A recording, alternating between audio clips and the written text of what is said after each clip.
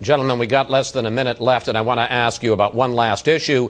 Senator Kyl, your colleague, your trusted colleague, Senator Judd Gregg of New Hampshire, apparently is Barack Obama's top choice for Commerce Secretary. But if he takes that job, then Republicans would lose their ability to mount a party line filibuster. They wouldn't have 41 votes.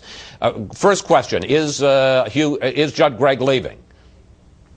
I don't know, but I expect there may be an announcement on Monday. I will say this, that it shows a great deal of perspicacity on the part of President Obama to select a guy like Judd Gregg, who is just a phenomenal senator, very bright. He's our ranking member on the Budget Committee, gives sage advice to us, and if he did go to Commerce, I would miss him greatly. On the other hand, he could make a significant contribution to the Obama administration. And briefly, Senator Kyl, how troubled are you at the idea that you would lose your 41st vote, and are you putting any pressure on him to stay in the Senate?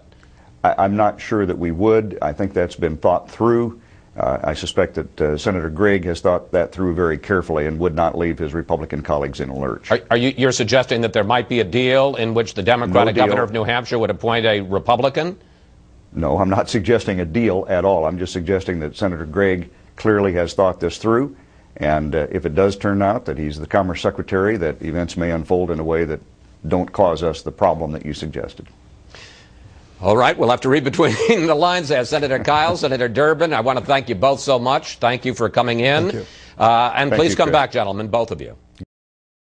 All right, let's turn to another interesting development this week, Britt, and that is there are reports, and they seem to be pretty solid, that President Obama's top choice, he hasn't named him, but his top choice for a Commerce Secretary to fill the job that was lost by Bill Richardson when he left, is Republican Senator Judd Gregg of New Hampshire. Now, this would not only take away one of the GOP leaders in the Senate, but also its 41st vote, which means that the party would not be able to filibuster, although Senator Kyl said something interesting about that.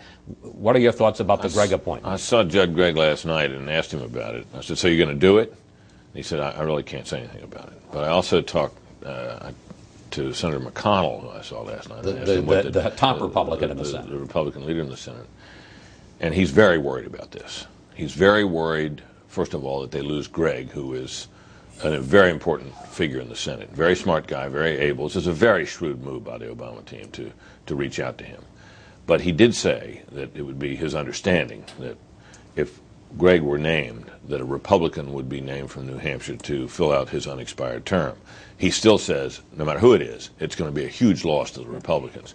And it remains an open question whether, if it's not Gregg running for re-election, whether whoever is named would be anywhere near as strong a candidate. And let me just make it clear that the viewers understand this. So Gregg is a Republican. He leaves to become a member of the cabinet. There's a Democratic governor in New Hampshire, Lynch, and he would, according to this arrangement, Senator Kyl didn't want to call it a deal, name a Republican, not a Democrat? Look, the White House knows exactly what they're doing. They know that they are, in effect, decapitating the House Republican leadership team, Senate Republican leadership team, because Gregg is... he is really smart on the budget, on all fiscal issues. He's a real leader. They know exactly what they're doing. They want another. They get a twofer or a threefer. They get a Republican in the cabinet. He's a very able guy. They absolutely set that seat up to become Democratic, if not right away, maybe in 2010. And I agree with Britt. This is one smart hardball political move. All right. I want to switch.